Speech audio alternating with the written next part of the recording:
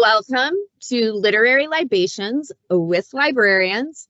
And this time we are going to talk about oceans of possibilities. This is our theme for our summer reading at the Monroe County Library System. And there are summer reading programs for all ages.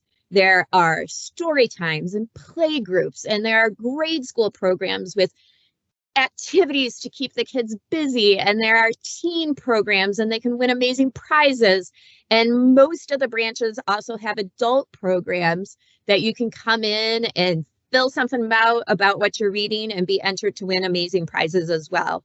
So please make sure to check into that with your local branch to see how you and all the members of your family can participate in summer reading and the oceans of possibilities that are available at your local library.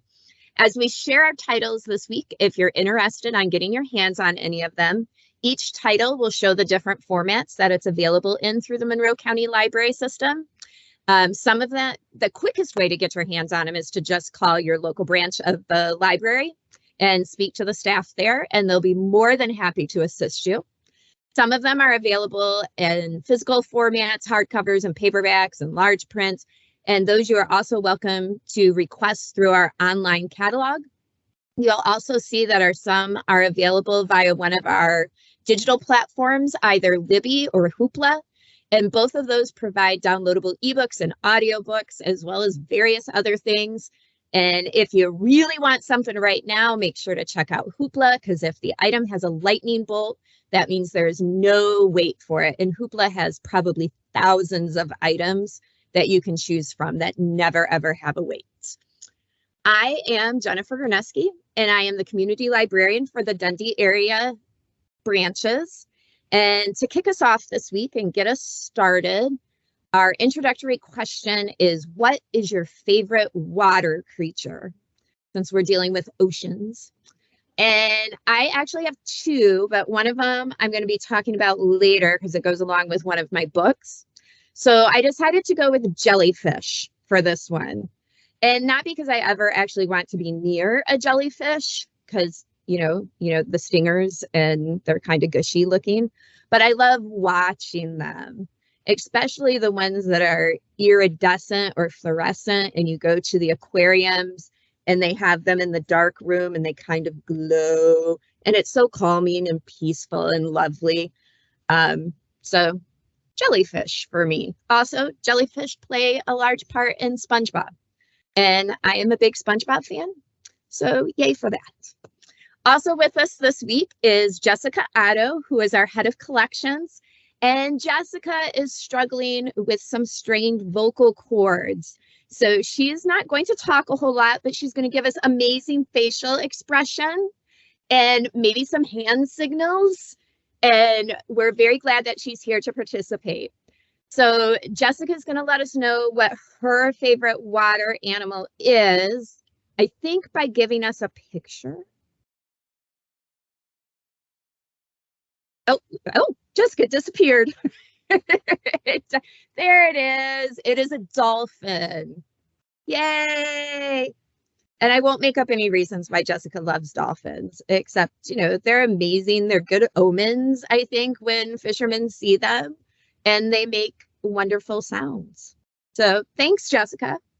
Also with us this week is Isabella Arnold, who is a sub throughout our library system. And what's your favorite water creature, Isabella? Favorite creature. Can you hear me? Yep, yeah? I can hear you now. I just got a notification that it couldn't hear me. My favorite water creature, 100% orcas. I love orcas. I watched the Blackfish documentary and then ran directly to my grandparents' house and made them watch it with me again.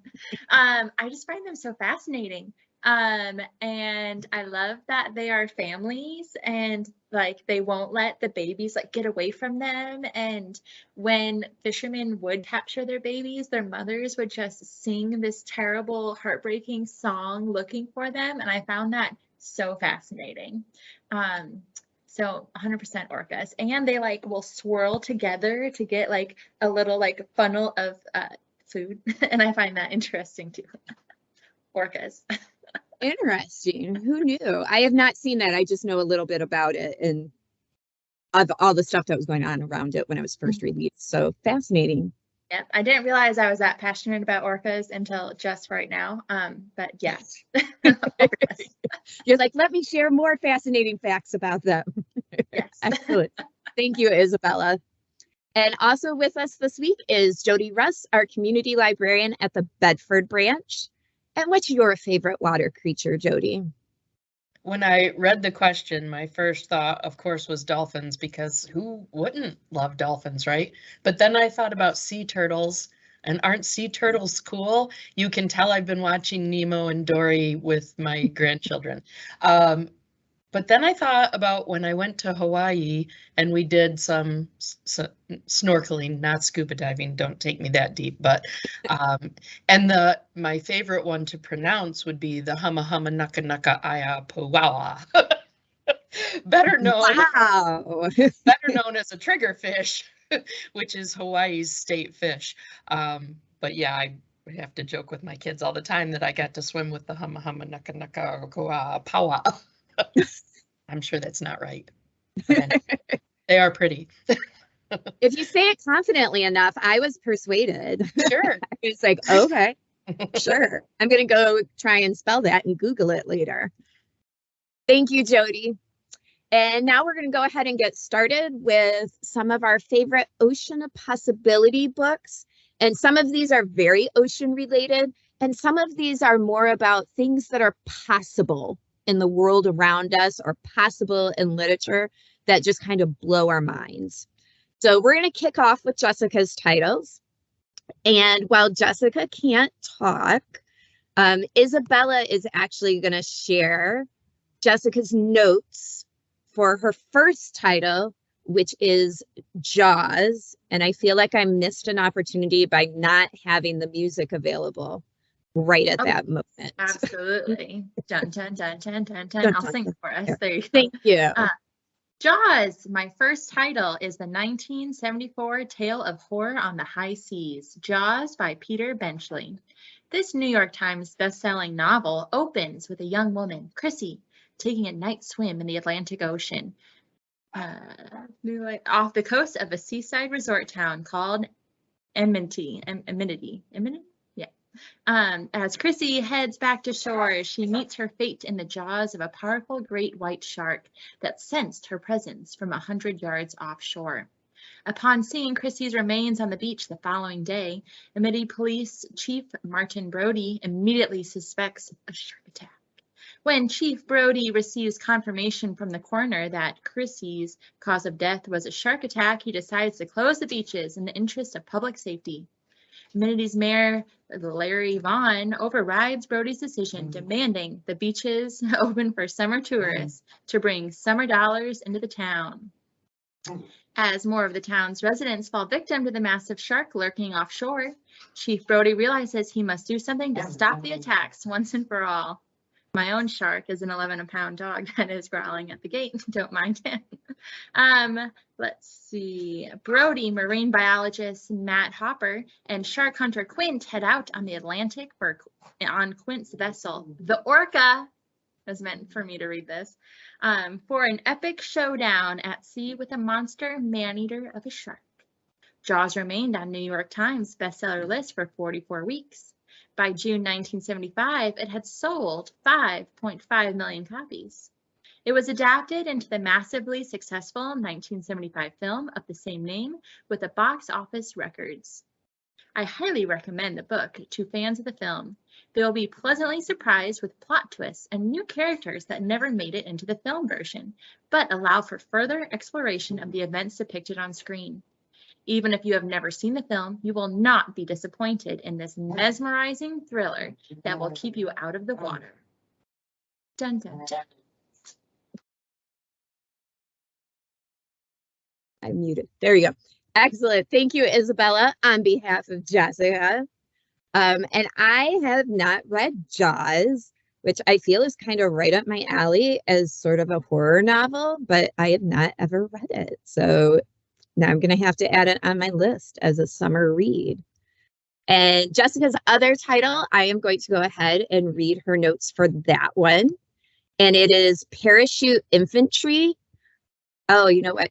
It is Parachute Infantry by David Kenyon Webster.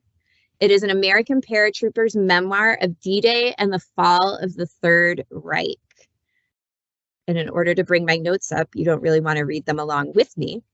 So here we go. Parachute Infantry. While my first book relates to the ocean part of this week's theme, my second book, Parachute Infantry by David Kenyon Webster, explores the possibilities part of the Oceans of Possibilities theme. The fact that my next title is available in a published format for me to share with you today proves that all things are possible. Let me explain. David Webster was an English literature major at Harvard when the United States entered the Second World War. Instead of taking a safer job far behind enemy lines, as his family's wealth may have allowed him to do so, Webster insisted on volunteering for the Parachute Infantry. As Stephen Ambrose tells us in his introduction, Webster wanted to be a writer. Heavily influenced by the literature of World War I, he wanted to experience and then describe combat. After the war ended, Webster wrote Parachute Infantry as a memoir of his experiences during the war. He submitted the manuscript to various publishers. Although a small portion of the work was published as an article in the Saturday Evening Post, Webster could not find a publisher for the book itself. Webster moved on to researching and writing about another of his interests, sharks. He submitted his book about sharks to 29 publishers. Once again, he could not find a publisher for his work. On September 9th, 1961, he went out to sea on his boat, the Tusitala, I'm so sorry if I pronounced that incorrectly, for more shark research, and he never returned. The following day, the Tusitala was found 5 miles offshore missing its oar and tiller, and Webster's body was never found. In 1963, Webster's widow, Barbara, got his shark book published by W.W. Norton and Company. The book, called Myth and Maneater, received a mass market paperback printing in 1975 after the success of Jaws. Webster's memoir remained unpublished, however. That is until the famed author and historian Stephen Ambrose was given an unpublished version of Webster's memoir to use as a research for a book he was writing. Ambrose, thoroughly impressed with Webster's writing, urged for the book's publication. The memoir was first published by Louisiana State University in 1994. In 2002, Random House published a revised and expanded edition, which is the version that we own here at MCLS.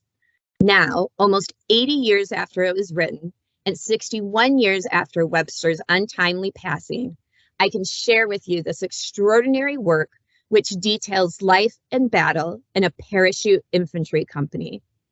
Webster's book focuses on his time spent fighting in the European theater of operations with the 101st Airborne Division. It starts with the division's journey to England in September 1943, a country that Webster always wanted to visit after reading about it in books such as Robin Hood and Lorna Doone.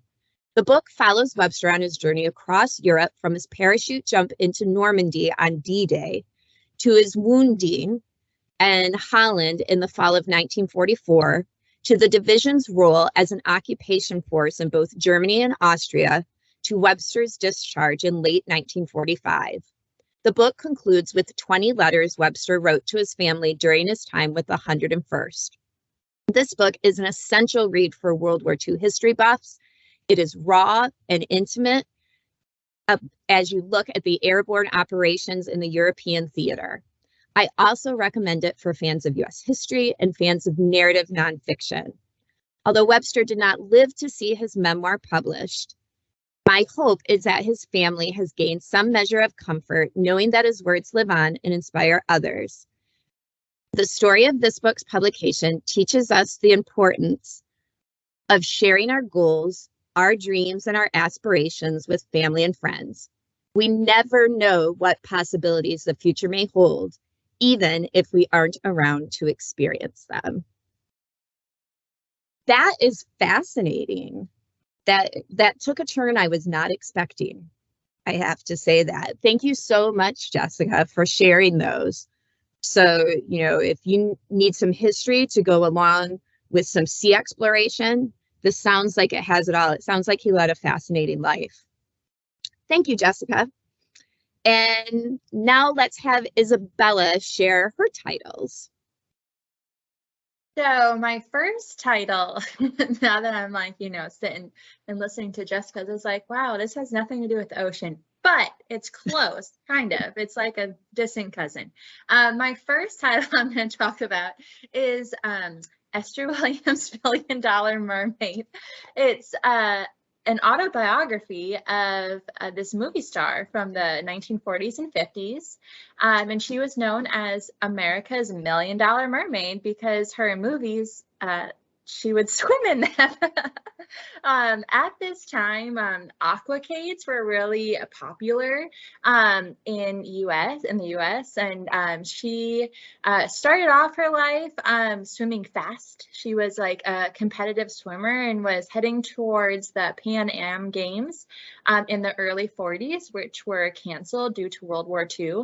And so she decided that if she can swim really, really fast, then she can learn to swim pretty. And so she was the star of this aquacade, and then they decided, let's make movies with this. At the time, Sonja Henie was doing movies that featured ice skating. So big executives and MGM were like, this is our new Sonja Henie. We're going to melt the ice rink and we're going to swim. And that's what she did. That was her whole movie career, was about movies where she would just magically things have gotten too tough, so let me just dive into this pool. And they would have as one does, these amazing, spectacular swimming sequences. And some of them had actual, it was part of the plot. Like one movie, she was swimming the English Channel, and her whole family was going to swim the channel, and she dramatically did it. One was like an autobiography or a biography of Annette Keller, who was a swimming sensation. But mostly she was just this aquacade star and a romantic twist, and she just needed to swim. And it was fascinating. This is one of my favorite movie star autobiographies. I was like a really nerdy kid growing up, and I didn't have like binders of, the latest teen boy bands. I had binders of everything about Judy Garland. I had a binder everything about Esther Williams. I had a binder of everything about Barbara Stanwyck, because that's who I was. And I have very vivid memories of going to the Ellis nonfiction area, pulling this biography off the shelf and being like, she looks pretty, let's read this book. I was in the 7th grade. This is what I read, was movie star biographies. Like literally, I would have like Joan Fontaine with me in pre-algebra class, and Deborah Carr with me everywhere. And I recognize not normal, but whatever. And so she was a swimmer. She has an Esther Williams pool company that I think is still functioning to this day. There are Esther Williams swimsuits available still to this day. I have had 2 in my lifetime. And so I went to the University of Michigan and got a Bachelor of Fine Arts in dance, and I'm a dance teacher as well as working for the library. And my senior thesis was an ode to Esther Williams, actually. And I wrote her a fan letter with pictures from it, and her husband responded and sent me back her comp cards. This is right before she passed away in 2013. So it's a fascinating life in movies and pools. And there's an Esther Williams soundstage at MGM. She had and she talks a lot in the book about like the tanks that they would use to film her sequences. It was always done like in these pools, and about the effects of water on makeup. And they would put like a rubber cement in her hair to like keep her hairstyle for all day shooting in a pool. And then they would have to use acetone to strip it out. Yeah, that was painful. That sounds awful. Yeah, but it was really fascinating about different like movie mishaps with pools. And there was one movie that she did with Howard Keel, and they were like in Texas, and this scene specifically, they like overlaid his room with a pool, like they overlaid the shots, and so she swam through his room in this movie, and it was really like avant-garde for the time because it was lit really like cool, and she was like in a flowing gown underwater swimming. And somebody thought, you know, to make this realistic, like his room, because they set up like the room in the pool for her to swim around, like the things, and they put a ceiling on it.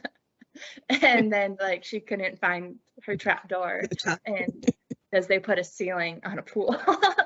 And so Seems yeah, like, you know, not a safety hazard at all. Not a safety hazard at all. Apparently she used to nap in pools, and she like could do this breathing thing where she would just like lay on her back and just casually float and nap. I can't float in general, but I find it fascinating. I do try to do water ballet every time I'm in a pool because of Esther Williams. So yeah, super beautiful, super glamorous, kind of ocean related. So I recommend Esther Williams' biography, autobiography. I think autobiographies are so much more fun than regular autobiographies personally. But it was super cool. Lots of behind the scenes stories of her career and all of her business ventures, Hollywood drama. So yeah, that's my book. I feel like I just got wrapped up in reliving this book. I've easily read it 10 times, easily. I really question my life choices sometimes. But I love Esther Williams, and we actually do have her box set of DVDs in the library system if you are interested in watching what Hollywood glamour in the 1940s looked like in terms of swimming. Oh, my other Esther Williams fun fact is her swimsuits. They did one movie about like Navy SEAL women, women in the Navy, and their swimsuits were so terrible that she actually went to the head of that department and was like, look at these awesome swimsuits that you should be wearing in the Navy. And then they wore Esther Williams swimsuits. Kind of weird, kind of cool. So yeah, so that's my first title. That got really long. I feel like I lost track of space and time just then, falling into my childhood. And so my other book is very polarizing. Ernest Hemingway's The Old Man and the Sea.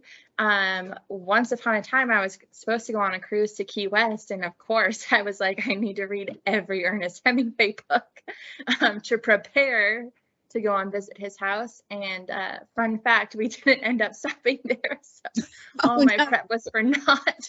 But I read this book. It's a novella. It's super short. I feel like this is the kind of book that like you read and you're like, oh, I feel so literary now.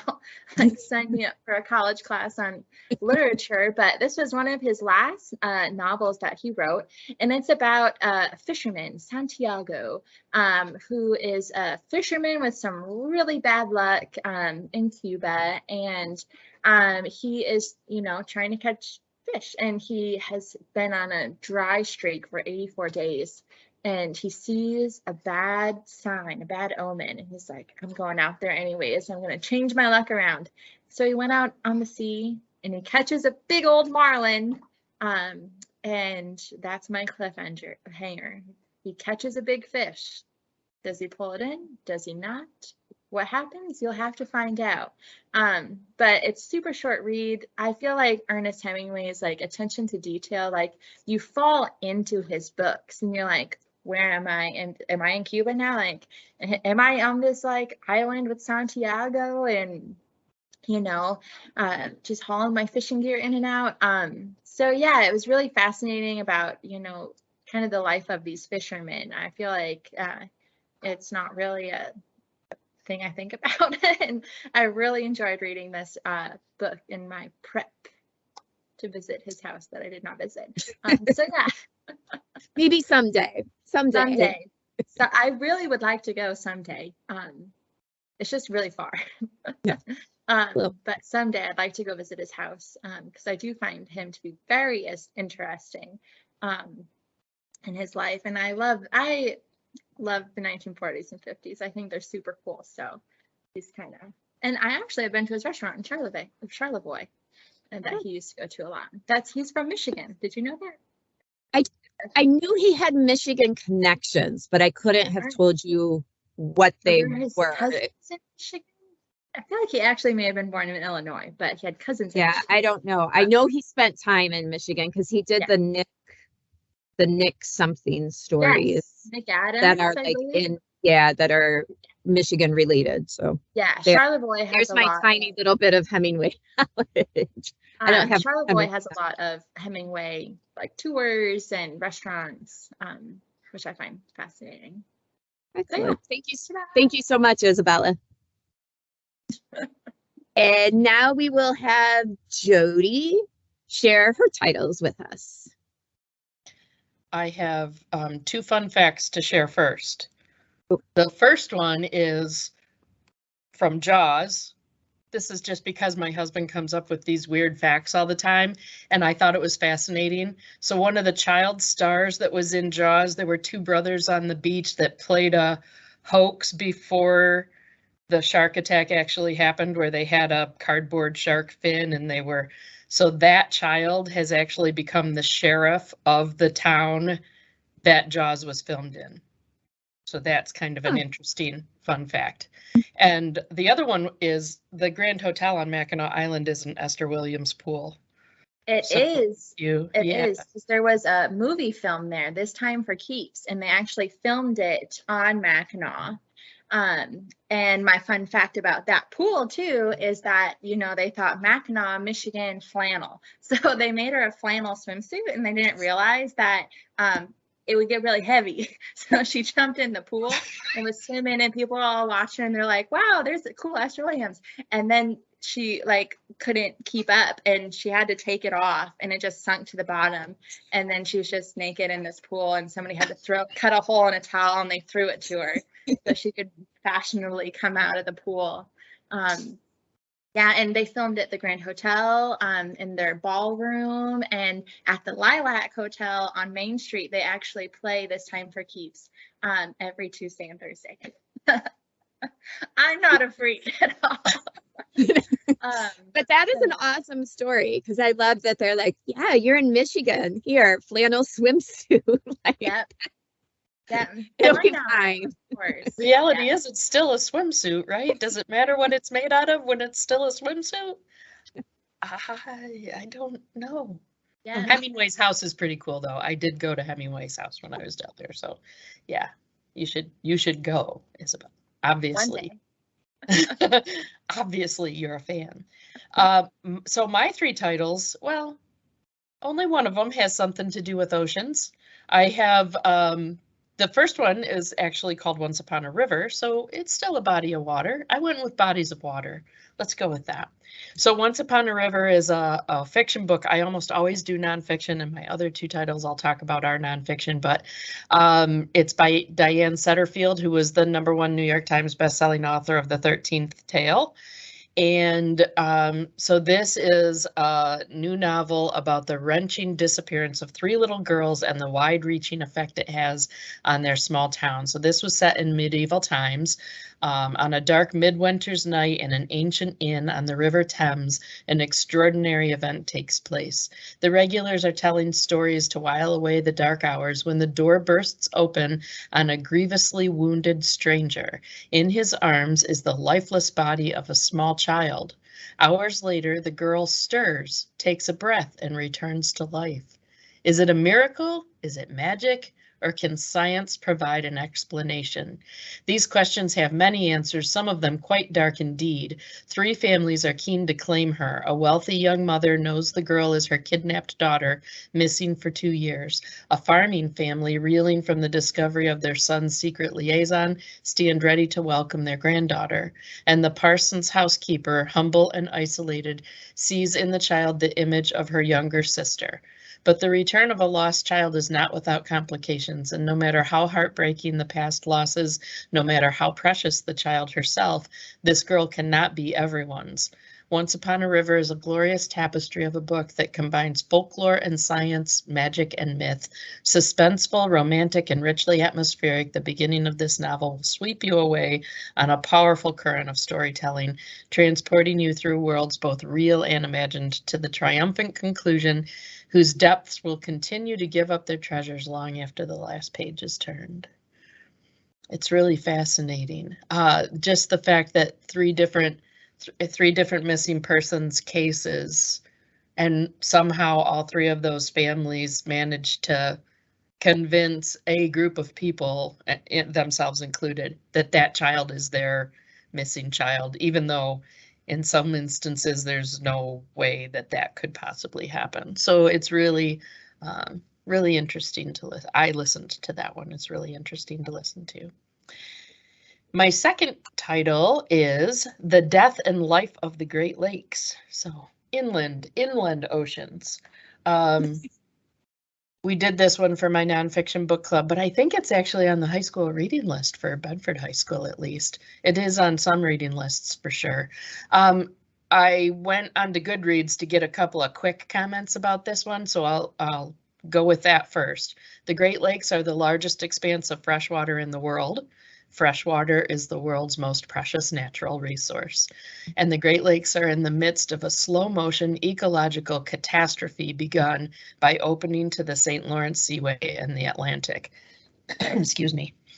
The Great Lakes, Erie, Huron, Michigan, Ontario, and Superior hold 20% of the world's supply of surface freshwater and provide sustenance, work, and recreation for tens of millions of Americans. But they're under threat as never before, and their problems are spreading across the continent. The Death and Life of the Great Lakes is prize-winning reporter Dan Egan's compulsively readable portrait of an ecological catastrophe happening right before our eyes, blending the epic story of the lakes with an examination of the perils they face and the ways we can restore and preserve them for generations to come. This description says, for thousands of years, the pristine Great Lakes were separated from the Atlantic Ocean by the roaring Niagara Falls and from the Mississippi River Basin by a subcontinental divide. Beginning in the late 1800s, these barriers were circumvented to attract ocean-going freighters from the Atlantic and to allow Chicago's sewage to float out to the Mississippi. These were engineering marvels in their time, and the changes in Chicago arrested a deadly cycle of waterborne illnesses, but they have had horrendous, unforeseen consequences. Egan provides a chilling account of how sea lamprey, zebra, and quagga mussels and other invaders have made their way into the lakes, decimating native species and largely destroying the age-old ecosystem. And because the lakes are no longer isolated, the invaders now threaten water intake pipes, hydroelectric dams, and other infrastructure across the country. Since we live here in the Great Lakes state, it's really good to know. I like that he called it The Death and Life of the Great Lakes, because he actually talks in the book about how the Great Lakes, or Lake Michigan in particular, I guess, have died multiple times and come back because people have introduced things. And so some of that obviously being the pollution that I just talked about, but other things, they would introduce other kinds of fish because that fish became a problem. And so now if we get this fish and put it in the lakes, then it'll eat that fish and that'll solve that problem, right? That never really happens that simply. So it's an interesting book. Shares a lot of information about the area that we live in. And then I just wanted to give a quick shout out to a book called Cod, a biography of the fish that saved the world by Mark Kurlansky. So Mark Kurlansky does all kinds of weird, odd topics. And I know I've talked about him before, but I think it's been a long, long time ago. We did an author read with my nonfiction book club where we could have picked any of his books. And so whichever one I picked first, which I don't even remember now, I found so interesting that I read several of them. He does a biography of Birdseye, the guy who created frozen foods. He does one of 1968 and how the events of that year changed the United States forever. But anyway, in this one, let's see. Codfish is a species remarkable for its influence on humanity. It has driven economic, political, cultural, and military thinking for centuries in the lands surrounding the Atlantic Ocean. Nations like England and Germany have waged wars for cod. Vikings survived on frozen cod during their expeditions to the present America. And it turns out European explorers were driven toward North America in pursuit of this humble fish. He fills this biography with fascinating anecdotes that show cod surfacing time and again throughout history, and it serves as a wake-up call alerting us that the species has nearly been fished out. So a single cod used to be able to feed a family of 10. That's how big cod used to be. And cod are now, you know, you can make a fish sandwich at McDonald's. Wow. So, That's interesting. Yeah, interesting stuff. All right. Well, thank you, Jody. And I'm going to share my titles now. And I'm trying to decide how to go about do this. I'll throw the picture of my first book up there first. And I'm going to turn my light off here. So my first title is Oceanology, The Secrets of the Seas Revealed. And I will admit right up front, I have not read this book cover to cover, but one of the other librarians at the Dundee Library was putting together a display of books for the Oceans of Possibilities. And this book is so eye-catching. Almost every time I walked by it, I would pick it up and just kind of flip it open to another page just to look at the pictures. Every time I would walk by it, I couldn't resist picking it up. Now, my lighting in here today in the storage room of the Maybe Library is not great. So you aren't going to get the same impression, but I just have to say, this is a gorgeous book. Dorling Kindersley is kind of known for making beautiful nonfiction books, and I feel like this has to be one of their best. The cover is this amazing blue with this iridescent, transparent fish on the cover of it. And I can open up to any page, and I marked a few of them, and just be amazed at ocean life. Like, it's just mesmerizing. And I find it fascinating how much we still don't know about the ocean. You know, there's outer space, and there's so much that we don't know about space, but there's so much that we don't know about the depths beneath us, and giant clams. And I find all of these fascinating. And then these amazing sluggy things, like who even knew these existed? Like, what are those? And then every page has information about the animal or the plant life that you see on the page. And then this one made me super happy because narwhals, you know, are having their surge along with unicorns and everything else. So there's one, you have to kind of look, but there's a whole bunch of narwhal. Narwhal. I don't know what the plural of narwhal is, nor do I know what the collective noun. Like, is it a school of narwhal?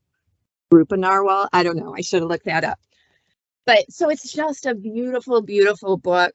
You know, it's a great one, you know, if you bring your kids or your grandkids or littles, it's a great one where you don't have to read every page, but you can open it up, look at a picture, learn a little bit about that creature, and just, you know, learn something and see beautiful pictures. And then you can go to the Toledo Zoo, which has a lovely aquarium that isn't too far away from us.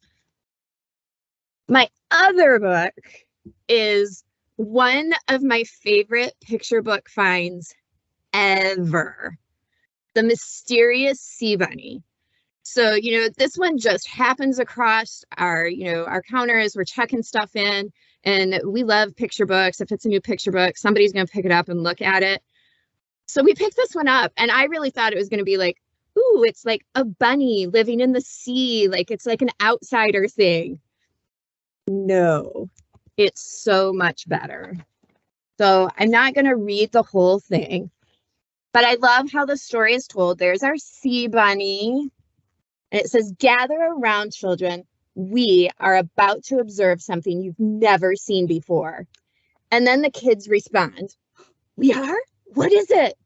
Today, we are going to follow the mysterious sea bunny. I knew it was a bunny. Where is it going? I don't know. That's why it's mysterious. And then I love this question. So, is a sea bunny a rabbit or a hare? Because they're two different things, you know. Yes, I do know. And a sea bunny is neither. Despite its appearance, a sea bunny is actually a sea slug. And so we start reading this book, and you learn more about the sea bunny. It is fascinating. Children will love this. You learn about the slime trails that it leads.